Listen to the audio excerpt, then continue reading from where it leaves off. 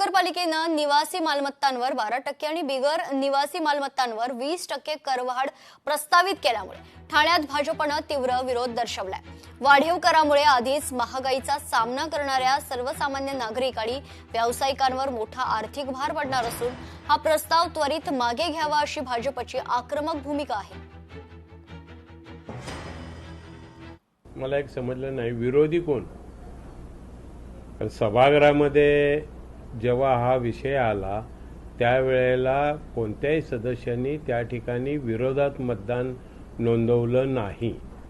सभागृहात हा विषय एकमताने मंजूर झालेला आहे आणि एक पद्धत आहे की महासभेच्या अगोदर जो अजेंडा निघतो त्या अजेंडावर सर्व पक्षीय गटनेत्यांची एक बैठक होते आणि त्या बैठकीमध्ये चर्चा होते आणि त्या चर्चेप्रमाणे आपल्याला सभागृह चालवलं जातं। त्यामुळं माझ्या माहितीप्रमाणे कालच्या सभागृहामध्ये या विषयाला विरोध कोणी केलेला नाही। नक्की म्हणजे भारतीय जनता पार्टी आणि शिवसेना महायुती म्हणून लढून आलेलो आहोत। महायुतीचं सरकार आज स्थापन झालेलं आहे।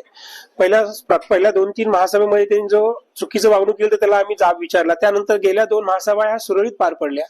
आताही म्हटलं की त्याच धर्तीवरती सगळ्या विषयावरती चर्चा होईल आणि समाजशास्त्रानुसार सभा पार पडेल।